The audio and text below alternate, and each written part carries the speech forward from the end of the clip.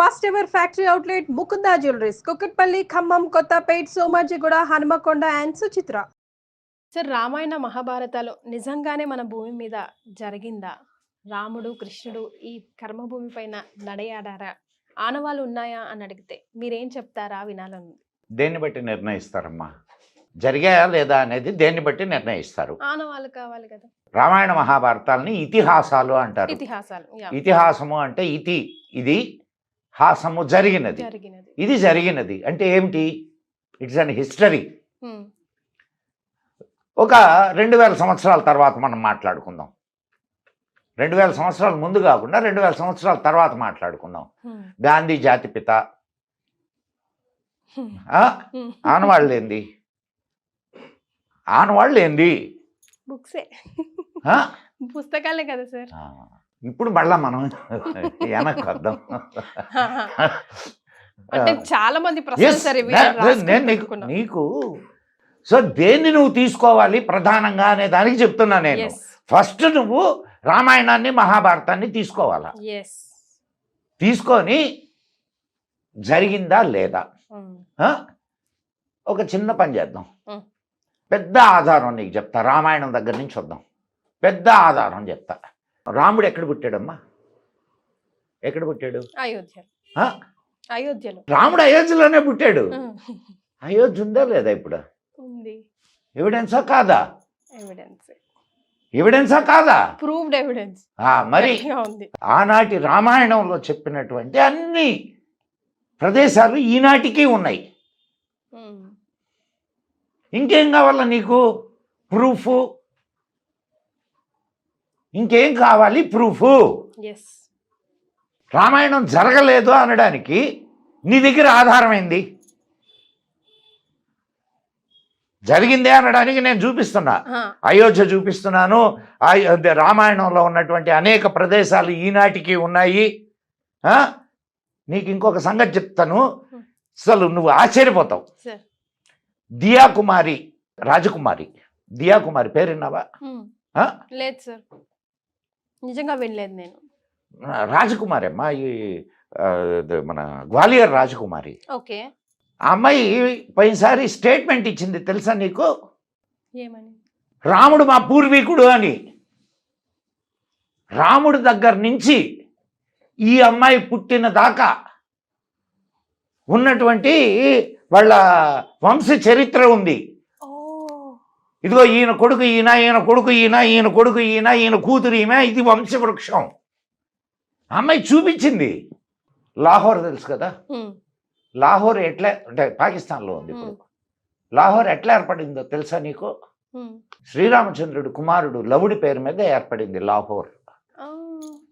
So నీకు రామాయణము నేటికి వాళ్ళ వారసులు ఉన్నారు అన్నట్టు వాళ్ళు ఉన్నట్టే కదమ్మా. అంతే కదా, యాజ్ సింపుల్ యాజ్ దట్. అమ్మాయి కోర్టులో చెప్పింది, నేను చెప్పడం కాదు ఇది. రాముడు అక్కడే పుట్టాడు అన్నదానికి నమ్మకం ఏంది? అసలు రాముడు ఉన్నాడు అన్నదానికి నమ్మకం ఏందని అంటే ఆ అమ్మాయి కోర్టులో చెప్పింది. అండ్ మీడియాను పిలిచి అవన్నీ చూపించింది. ఏది వాళ్ళ వంశవృక్షాన్నంతా. ఇంకా చాలామంది మేము లవకుశుల వారసులు అని చెప్పుకునేటటువంటి వాళ్ళు ఉన్నారు. ఒక ట్రైబల్ ఉంది తెలుసా నీకు? ఇది విన్నాను సార్. మరి ట్రైబల్ ఉందని విన్నావు. మా పూర్వీకుడు రాముడయ్యా అని అంటే కాదనడానికి నువ్వెవరంట? Right, Ramayanam proved. I'm satisfied. ఉన్నాయి. ఇప్పుడు రామాయణంలో చెప్పినటువంటి నదులు ఉన్నాయి, ఊళ్ళు ఉన్నాయి, ప్రదేశాలు ఉన్నాయి, అన్నీ ఉన్నాయి. అన్నీ ఉన్నప్పుడు రామాయణం జరగలేదని చెప్పడానికి నీకున్నటువంటి ఆధారం ఏంది? నేను జరిగింది అని చెప్పడానికి ఇన్ని చూపిస్తున్నా. రైట్. ఇంకొక దీనికి వద్దాం, ఇది భారతానికి వద్దాం. హస్తినాపురి ఉందిగా ఈ రోజుకి ఢిల్లీలో. ఏం మభ్య పెట్టడానికి నిజంగా జరిగాయా అన్న క్వశ్చన్స్ ఎందుకు వస్తుంటాయి అంటారు? ఇప్పుడు అవి రెండు నీ చరిత్ర, అద్భుతమైన చరిత్ర నీకుంది అని చెప్పేటటువంటి గ్రంథాలు, ప్రూఫ్స్ అయ్యి. నీకు ఏం లేవురా అని చెప్పాలా అని అంటే ఎవిడెన్సెస్ కావు అని చెప్పాలా. అంతేగా? లేనట్టేగా. ఇప్పుడు నీకు ఆ 2 గ్రంథాలు చదివితే అసలు భారతీయ సంస్కృతి, భారతీయ వైభవం 2 తెలుస్తాయి. అయ్యే కాదు ఇంకా చాలా తెలుస్తాయి దానివల్ల. అందుకే కదా మా భారతంలో లేనిది ప్రపంచంలో ఎక్కడా ఉండదు, ప్రపంచంలో ఉన్నదంతా భారతంలో ఉంటుంది అని అంటారు. సో ఇంత గొప్ప విషయాలని చెప్పేటటువంటి గ్రంథాలు 2 నీయి అంటే నువ్వు గొప్పడి అయిపోవా? సో నిన్ను తక్కువ చేయాలంటే ఇది జరగలేదని చెప్పాలి. ఇది దాని వెనక కుట్ర. There I got your point perfectly. Sir, బ్రాహ్మీ ముహూర్తం నిజంగా బ్రాహ్మీ ముహూర్తానికి అంత పవర్ ఉందా? ఏంటి దాని వెనకాల ఉన్న సైన్స్? దాన్ని మనం ఎలా? నేను ఐ టెల్ యు. 3:30 ముందు రాక్షస సమయం, 3:30 తర్వాత బ్రాహ్మీ ముహూర్తం. బ్యూటిఫుల్ టైం, అది బ్యూటిఫుల్ టైం.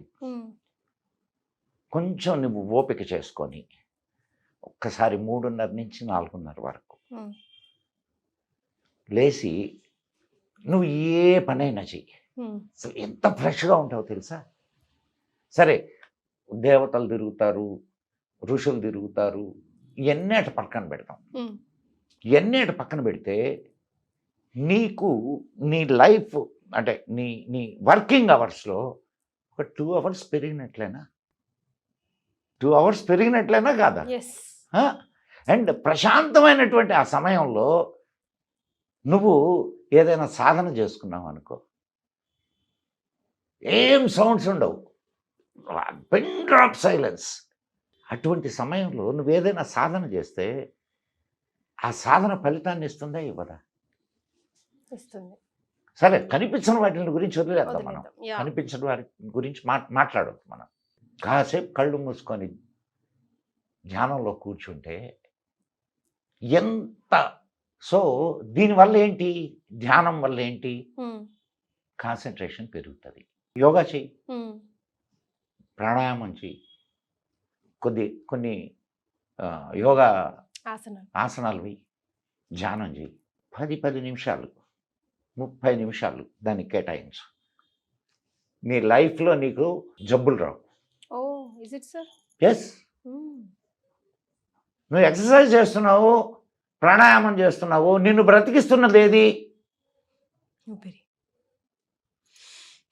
శ్వాస. ఆ శ్వాసని నువ్వు కంట్రోల్లోకి తీసుకుంటున్నావు. అసలు నీకు ఇంకో విషయం చెప్తా, సమయం వచ్చింది కాబట్టి. స్వరశాస్త్రం అని ఒక శాస్త్రం ఉంది, తెలుసా నీకు? స్వరశాస్త్రం అంటే పాడడం కాదు, అది కాదు. స్వరము అంటే ఇది. దీన్ని ఎడా పింగళ అంటారు. దీన్ని కుడి ఎడమ, ఈ కుడి ఎడమల్ని ఎడా పింగళ నాడులు అంటారు. వాటిని వైబ్రేట్ చేయొచ్చు నీ శ్వాస క్రియ వల్ల, సాధన వల్ల. దానివల్ల జరిగేటటువంటి అనేక ప్రయోజనాలు ఉన్నాయి. దాన్ని స్వరశాస్త్రం అంటారు. వింటే తెలుసుకుంటే అన్ని మ్యాజిక్లో మన శరీరంలోనే. ఈ ప్రపంచంలో ఉండేదంతా నీ శరీరంలో ఉందమ్మా, నీ లోపల ఉన్నది. నువ్వు వేరు, ఈ ప్రపంచం వేరు కాదు. అది తెలుసుకో ఫస్ట్. నువ్వు కూడా ఈ ప్రపంచంలో ఒక భాగమే. కరెక్ట్, అవునా కాదా? సో ఈ ప్రపంచంలో ఉండేదే నీలో ఉంది, నీలో ఉండేదే ప్రపంచంలో ఉంది. యోగాలో ఒక సూత్రం ఉంది, యోగ కర్మసు కౌశలం. నువ్వు యోగా చేయడం వలన ఏం జరుగుతుంది? కర్మసు కౌశలం. అంటే నువ్వు చేసేటటువంటి కర్మ కౌశలం. కౌశలం అంటే నైపుణ్యం. నువ్వు చేసే పనిలో నైపుణ్యం పెరుగుద్ది. నువ్వు చేసే పనిలో నైపుణ్యం పెరిగిందనుకో, మంచి రిజల్ట్స్ వస్తాయా, రావా? తప్పుడు ఇదైనా కూడా ఒక ఉదాహరణ తీసుకుందాం. ఒక దొంగ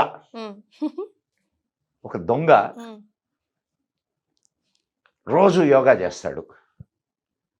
దొంగతనాన్ని ఎంత పర్ఫెక్ట్గా చేయగలడు? అవునా కదా? పర్ఫెక్ట్.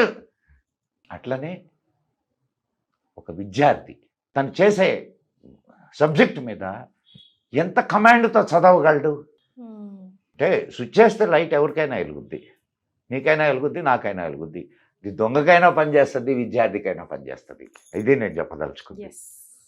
సో ఆ సమయము అతి ప్రశాంతమైనటువంటి సమయం.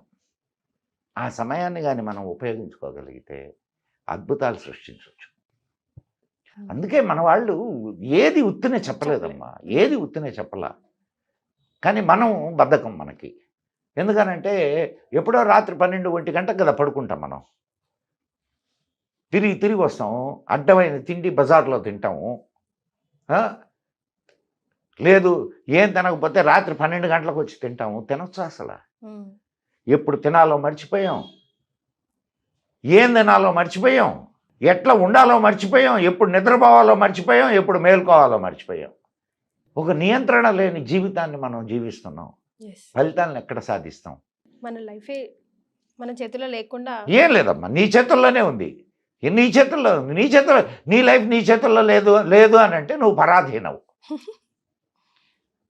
అంతే కదమ్మా. నువ్వు గట్టిగా కోరుకుంటే ఏదైనా నువ్వు చేయగలవు, నీ జరుగుతుంది. కానీ అంటే నీ సంకల్పం గట్టిగా లేదు అని చెప్తున్నావు నువ్వు. మన చేతుల్లో లేదు సార్. ఎవరి చేతుల్లో ఉందమ్మా? నీ జీవితం నీ చేతుల్లో కాక ఎవరి చేతుల్లో ఉంది చెప్పు నాకు. కాదు సార్, ఇప్పుడు సండే మండేలు మనకు కావని తెలిసిన గుడ్డిగా అందరూ ఫాలో అవుతుంటే మనము ఫాలో అవ్వాల్సి వస్తుందా లేదా? ఆదివారమే నాన్ వెజ్ డే అయిందా లేదా? చేయబాక. ఎందుకు ఫాలో కావాలి నువ్వు? నలుగురితో నారాయణ సరిపోయా. సో నువ్వు నీ జీవితాన్ని నీ కోసం జీవించడం లేదు, నలుగురి కోసం జీవిస్తున్నావు. అవునా కదా? అంతే. నేను నా జీవితాన్ని నా కోసమే జీవిస్తా, నేను నలుగురి కోసం జీవించను. ఎస్, నలుగురి కోసం నా నాలెడ్జ్ని ఇస్తా, కానీ వాళ్ళ కోసం నేను జీవించను. నా జీవితాన్ని నేను జీవిస్తా, నాకు కావలసినట్టు జీవిస్తా. Right. We will also try to walk in your footsteps. Sir, మంత్రానికి చింతకాయలు రాలుతాయి అంటారు. రాలుతాయి. ఎస్, మంత్రానికి అంత పవర్ ఉందా? మనం ఏదైనా ఉంది లేదు అనే ముందు ఉంది అనడానికి కానీ లేదు అనడానికి కానీ నువ్వు ఒక నిర్ధారణకు రావాలన్నా పర్లేదా? రావాలి. అంటే నువ్వు లేదు అని చెప్పావు, లేదు అని చెప్పడానికి ముందు నువ్వు ప్రాక్టీస్ చేయాలా పర్లేదా? ఇది ప్రాక్టీస్ చేసి ఇదిగో ఇది చింతకాయలు రాలే మంత్రం లేదు, ఊరికే చెప్తున్నా, ఇది చింతకాయలు రాలే మంత్రం అని ఎవడో చెప్పాడు. ఆ మంత్రాన్ని తీసుకొని ఇది వాడు ఇంత సాధన చేయి, ఇంత చేయి, ఏదో ఉంటాయి కదా, అంత సాధన చేసి రైట్ మంత్రానికి చింతకాయలు రాలుతాయి అనే దానికి కూడా ఉంది ఇది. సో ఫస్ట్ మనము అది నిజమా కాదా అనేది మనం దాని మీద నిర్ధారణకు వచ్చి అప్పుడు మాట్లాడాల. అండ్ మంత్రము అంటే ఏమనుకుంటున్నావు? పఠించవలసినది. మననాత్ ఇది త్రాయతే మంత్ర. మననం చేయడం ద్వారా నీకు మార్గం చూపించేది మంత్రం. కానీ సార్, అందరికి ఒక్కటే రిజల్ట్ ఇస్తాయా? అందరూ ఒకేలాగా ఆలోచిస్తారా? అందరూ ఒకేలాగా సాధన చేస్తారా? అందరూ ఒకేలాగా ఇది చేస్తారా? ఆన్సర్ అర్థమైపోయి ఉండాలి నీకు. No individual is the same కాబట్టి. కానీ ఆ మంత్రం అయితే ఒకటే కదా నిజంగానే? మంత్రం ఒకటేనమ్మా. ఇప్పుడు నేను మంత్రాన్ని త్రికరణ శుద్ధిగా నేను దాన్ని ఇది చేశాను. నా అంత ఇదిగా నువ్వు చేయలేవు. నువ్వు నేను చేసినంతగా గణేష్ చేయలేడు, లేదు ఇంకొకటి చేయలేడు, లేదు వాళ్ళు చేసినట్టుగా మన ఇద్దరం చేయలేకపోవచ్చు. ఎప్పుడైనా నియమాలేనమ్మా, అవునా కదా? దాన్ని పాటిస్తూ చేస్తే, అదే ఇంటెన్సిటీతో చేస్తే ఎవరికైనా అదే రిజల్ట్స్ వస్తాయి. అయితే అదే రిజల్ట్స్ రాకపోయినా కొంత మంచి అయితే జరుగుద్దిగా. చేసుకున్నంత వారికి చేసుకున్నంత మహాదేవా అంటుంటారు. కాబట్టి నువ్వు కొంత చేస్తే ఆ కొంత ఫలితాన్ని నీకు దక్కుద్ది. ముందైతే అడిగాయి. సో అడిగి మంత్రంలో ఏముంటాయి అమ్మాయి? అక్షరాలేగా. అక్షరము అంటే అక్షరము, అక్షరము, క్షరము అంటే నాశనము, అక్షరము నాశనము లేనిది. అక్షరం అంటేనే నాశనం లేనిది. అక్షరాల్లో కూడా బీజాక్షరాలు ఉంటాయి. బీజాక్షరాలు నీ శరీరంలో ఉన్నటువంటి, ఇప్పుడు నీకు ఒక depends on the sound energy అమ్మ. ఇప్పుడు ఈ టాపిక్ నేను తీసుకున్నానంటే ఇంకొక 2-3 గంటలు నీతో నేను మాట్లాడాల్సి వస్తుంది, కాబట్టి నాకు అంత ఓపిక లేదు. సౌండ్ ఎనర్జీ, సౌండ్ నీ మీద పనిచేస్తుందా లేదా? చేస్తుందా? చేస్తుంది కదా, గ్యారెంటీయా? Yes, your right. ఇప్పుడు నేను నిన్ను తిట్టా, నీకు బాధ వేసింది, నిన్ను పొగిడా, సంతోషం వేసింది. 2 సౌండేగా, 2 సౌండేనా కాదా? ఒకటి నీకు బాధ కలిగించింది, ఇంకోటి అట్లనే కొన్ని అక్షరాలు నీకు మంచిని చేస్తాయి, కొన్ని అక్షరాలు నీకు చెడుని చేస్తాయి. ఆ మంచి చేసేటటువంటి అక్షరాలు ఏవైతే ఉంటాయో వాటిని నిక్షిప్తం చేసి మంత్రాలని తయారు చేశారు. ఓం నమ శివాయ. ఈ మహాగ్రంథాలయం నుంచి ఈ రోజు నాకు మీరిచ్చిన సమయం, మీ ఓపిక నుంచి అమ్మాయి గ్రంథాలయం ఏం లేదమ్మా, మాత్రం అదే సార్, నేను తీసుకోవాల్సిన సారాన్ని తీసుకోగలిగాను. మా సుమన్ టీవీ ప్రేక్షకులు ఎంతో అదృష్టం చేసుకున్నారు ఈ వేళ అనిపిస్తుంది సార్. Thank you.